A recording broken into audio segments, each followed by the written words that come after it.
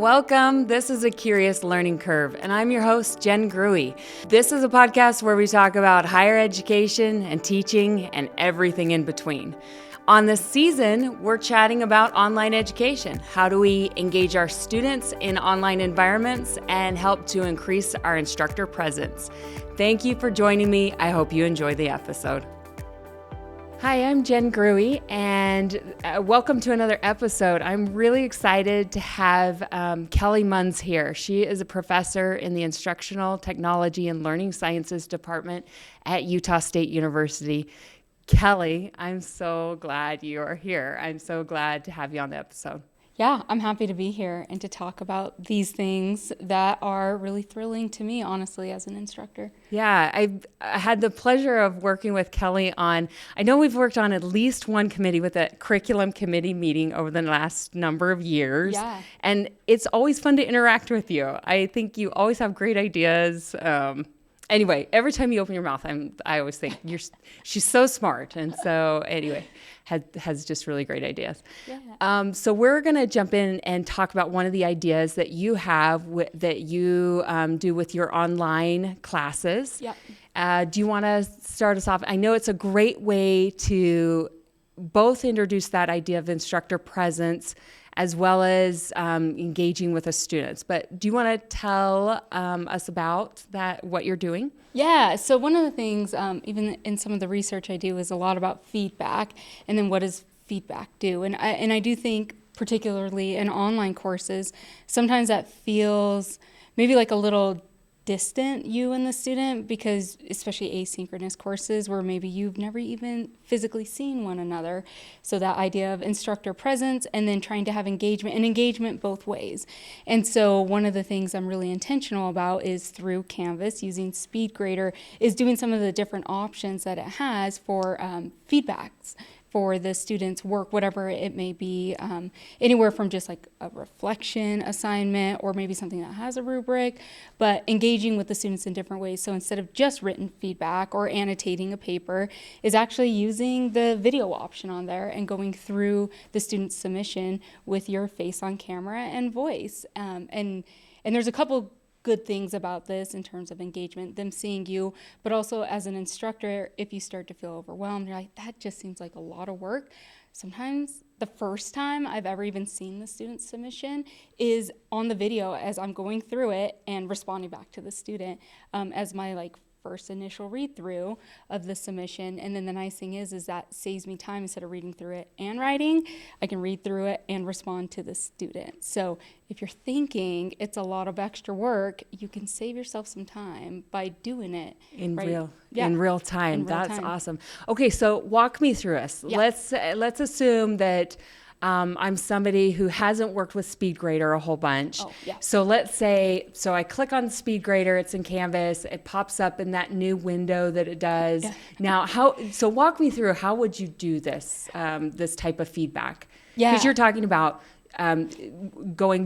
doing this video feedback instead of what I would normally do is a lot of comments. And you mentioned you can annotate on the document itself, or there's the different boxes that you can comment. But tell me, where would you go to put this feedback, and what would that process look like? Yeah, no, that's a great question. Okay, so yeah, you get to your assignment submission page as the instructor in Canvas, and then in the top right corner you'll see the little SpeedGrader link, so you click on that, pulls up the window, and then down in the comment box you'll notice there's a couple other little buttons with images, icons on them, and you'll click on the one, I think it looks like a video or it's a play button, and you can click on that, and then it'll do a pop-up window with a couple different options. Now the unfortunate thing, if Canvas is listening, that they could help us with, is you can either record the screen in your voice, or you can record your face in your voice but no screen. Those are the only two options. So that is important to note, that you can't do face, screen, and voice. You get your voice in a screen or your voice in your face. So, which is fine, right, if you don't want your face on there. Yeah, and I know some can be a little shy about having their face there, even though I do think it seems like it's nice in terms of students to get that feel for, at least getting that live voice is great. But if people did choose to have their face on there, I think that's great too. But if you have somebody that's really shy, yes, that you have that option that you don't necessarily have to have your face on camera. Yeah, which is another great point. So if you don't want your face on there, you can just go through the document or submission, whatever it may be, and play through it without your face being on there, but you still have your voice. Or if it's something that maybe like it's not a paper and it's something you can read through and you do want your face on there, the only thing is they can't see what you're looking at per se. But yeah, so you'll click into those options, decide which one you want, hit record. It also gives you some options if you're like, I want to re-record that, you can. It's very easy and intuitive in that SpeakGrader kind of platform.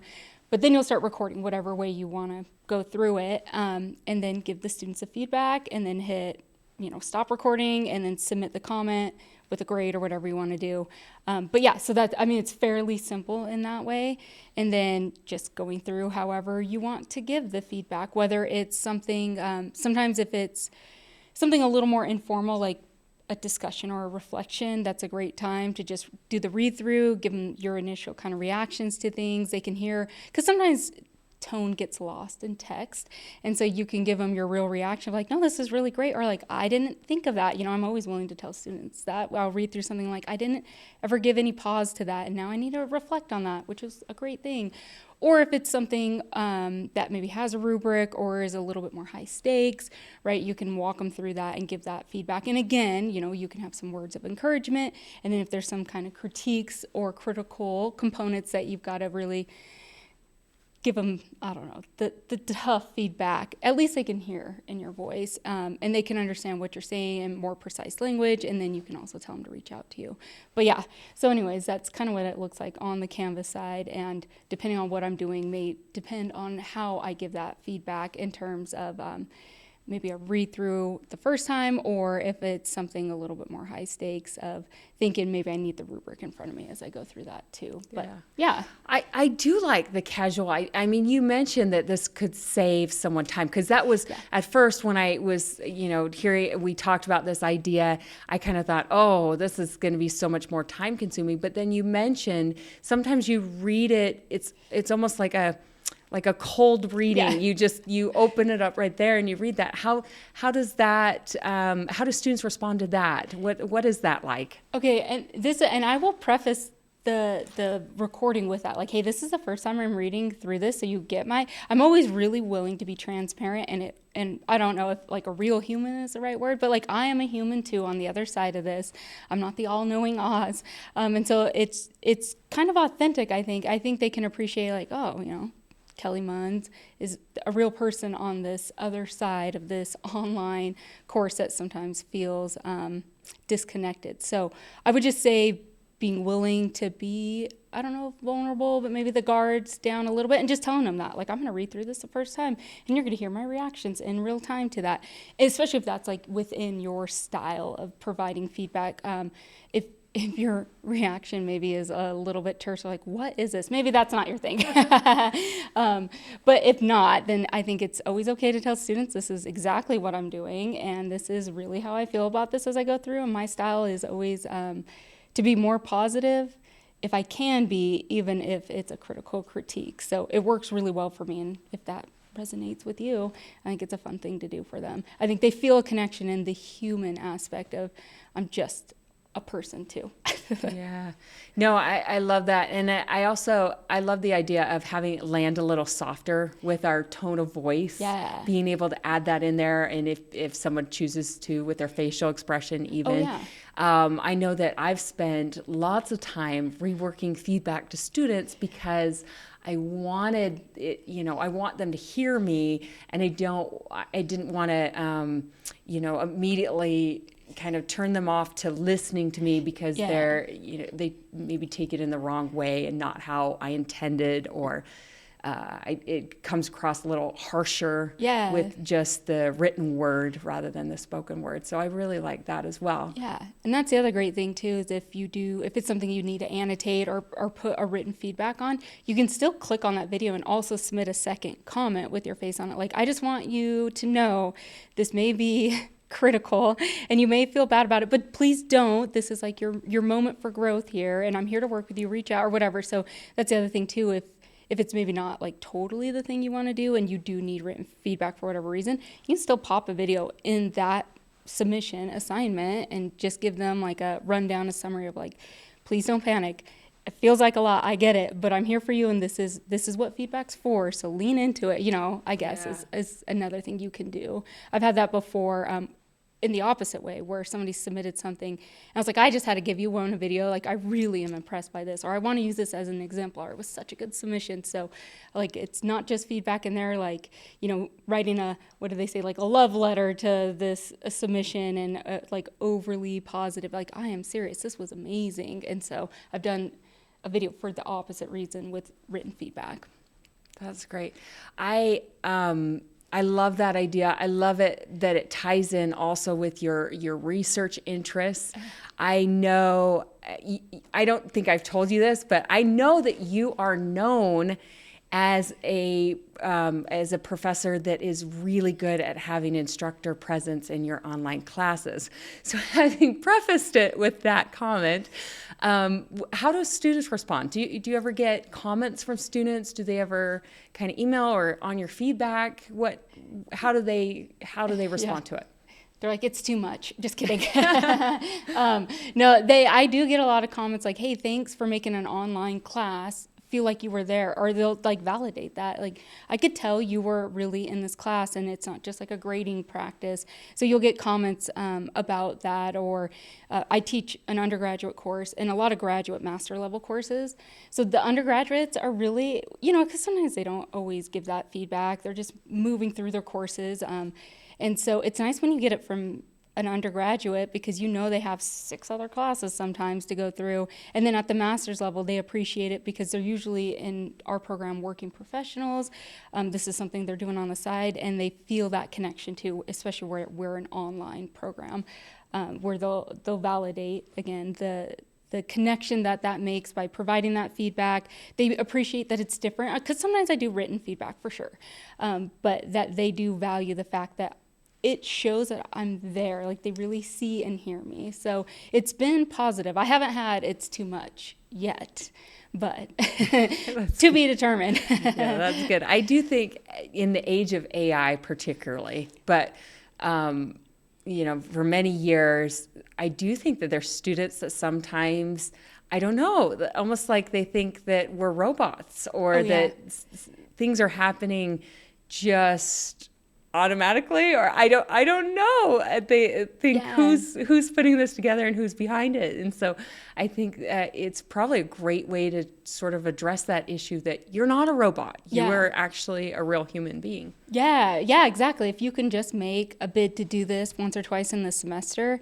that the presence, but then like I'm not just like going through the motions of grading. I really am going through this, or it's not a TA doing it. Like there maybe you have a TA in the class, and that's fine, but also like there really is the professor on the other side of this doing the grading too. So that it's not that it's intentional, that we really are there, we really are reading and grading through things. So maybe helping them set that in their minds that no, we're really here even when it feels disconnected. Because online can feel that way. It's a challenge. Yeah, absolutely. Yeah. Is there any other aspect of this that you want to talk about with to our listeners? Yeah, we had kind of mentioned this when we had our phone call about the instructor presence. Yeah. And, announcements, emails, everybody feels a certain way about this. And does it get lost? That happens all the time. Anybody that's been on Canvas, like, did you read the announcement? And you wonder if students are reading the announcements or whatever. But that's another place. Like, you can always put a video. You can always go through housekeeping things, maybe at the beginning of a module. But I try not to overwhelm them with doing an email and an announcement. Or you could do both, but they're the exact same, depending on what a student's preference is.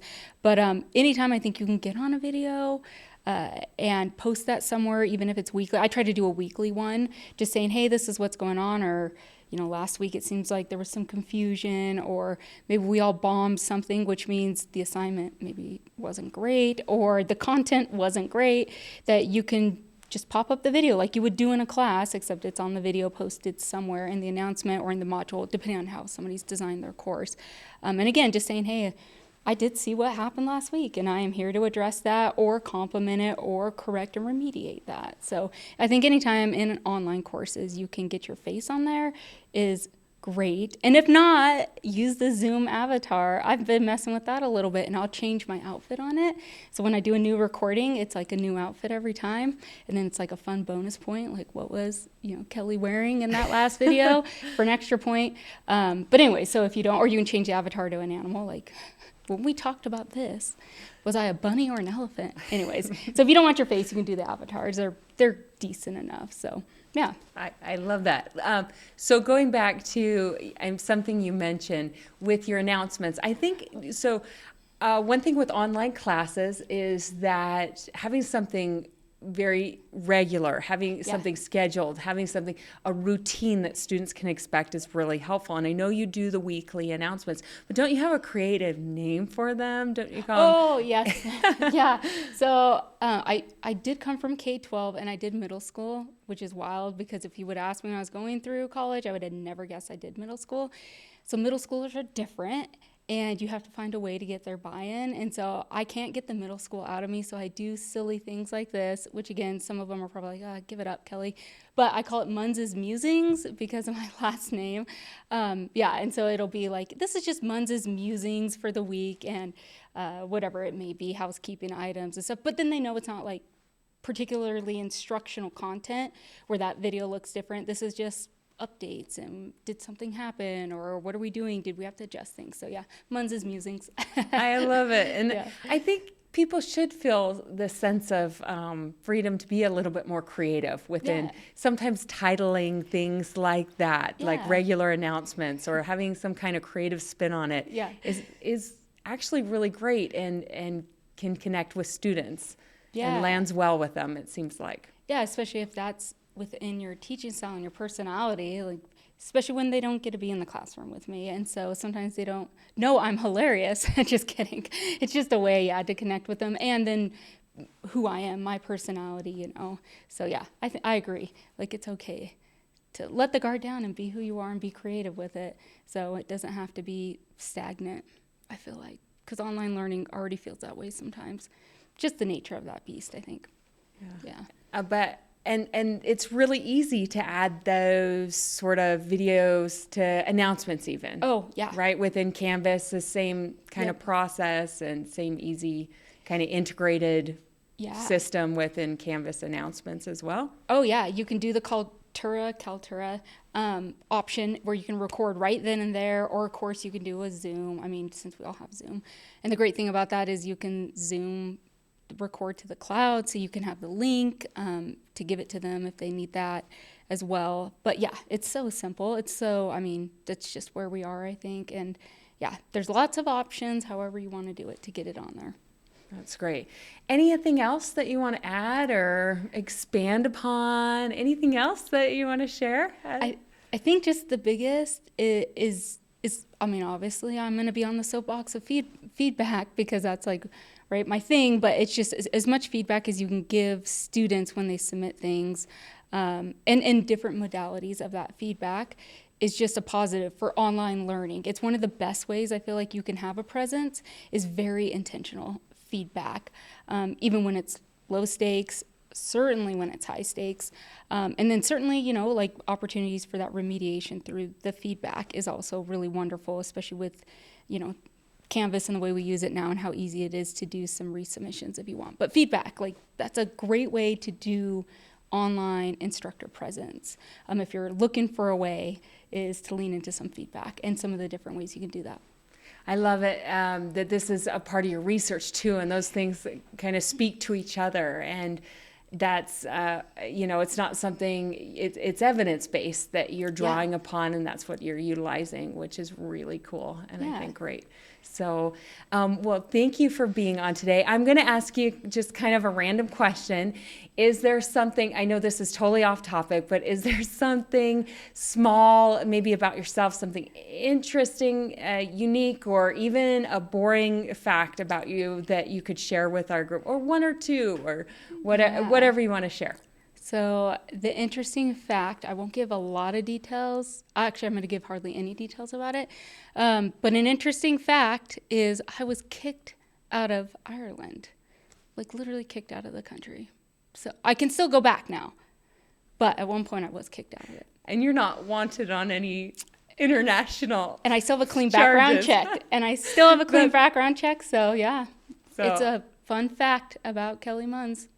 You're going to have to, I'm guessing you're going to have a lot of follow-up on this one. People are going to be asking you in the future. They're going to say, Kelli, tell me more. So I will tell you more in a conversation, but yes. Great. That's awesome. Well, I learned a lot today. I learned a lot from Kelli about giving feedback and how we can do it in a lot of different formats and modalities, and how students can connect to those different ways of and how we can give our feedback in a little bit more softer ways, or communicate it in the way that we want to communicate it in these kind of videos, and that it's not unique to feedback. We can also create videos for other types of on assignments or in announcements, and it's a really quick, easy way to increase that instructor engagement and instructor presence and student engagement within one's class. Thanks, Kelli, for being here. Really appreciate you. And thanks to all our listeners. Have a great day.